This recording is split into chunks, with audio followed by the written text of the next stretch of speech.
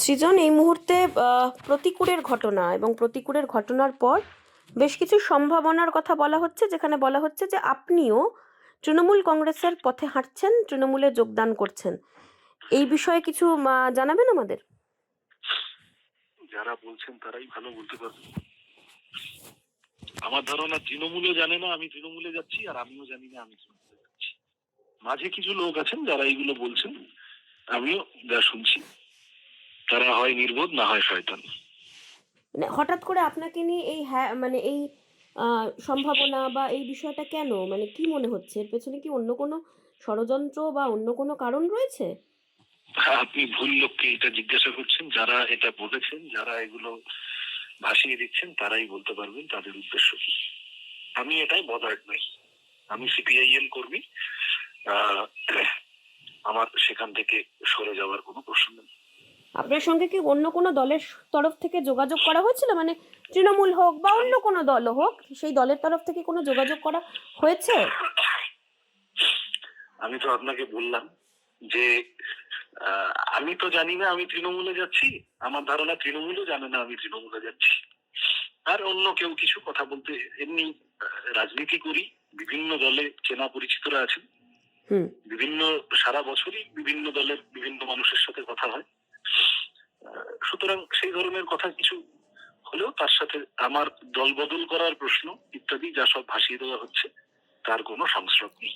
যারা এই বিষয়টাও বলছে যে বিগত বেশ কয়েক মাস ধরে সৃজন ভট্টাচার্যের সোশ্যাল মিডিয়া অ্যাকাউন্টে সিপিআইএম সংক্রান্ত কোনো পোস্ট নেই, নির্দিষ্ট কিছু পোস্ট ছাড়া সিপিআইএম সংক্রান্ত কোনো পোস্ট তিনি করেননি। তাদেরকে কিছু বলতে চান?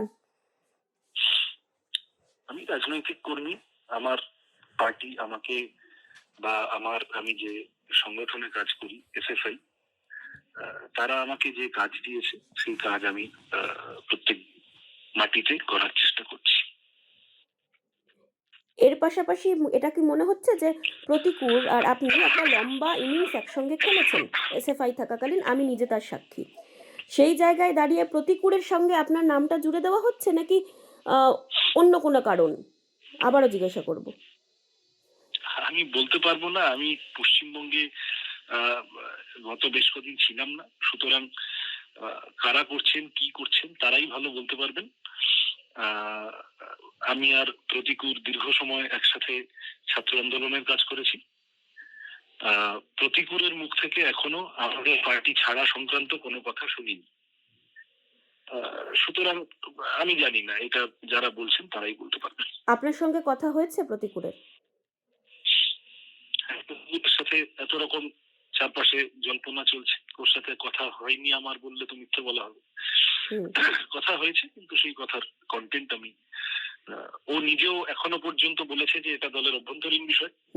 আমাদের দলের পার্টি নেতারাও বলেছেন যে এটা দলের অভ্যন্তরীণ বিষয়। আমিও সিপিআইএম কর্মী হিসেবে বলছি, আমার আর প্রতিকূলের যা কথা হয়েছে সেটা আমাদের অভ্যন্তরীণ বিষয়। আগামীকাল রাজ্য কমিটির বৈঠক রয়েছে, সৃজন ভট্টাচার্যকে দেখতে পাবো? হ্যাঁ, কেন দেখতে পাবেন না, অবশ্যই দেখতে বলা হচ্ছে যদি আপনি আসেন আর কি। আমি তো যাবই। যাদবপুরে তৃণমূল কংগ্রেসের প্রার্থী হতে চলেছেন সৃজন ভট্টাচার্য, তাদের কি বলবেন? কিছু বলার নেই, যারা বলছেন তাদের প্রতি শুভেচ্ছা রইল। আপনি সিপিআইএমই আছেন? আমি তো তাই জানি। আপাতত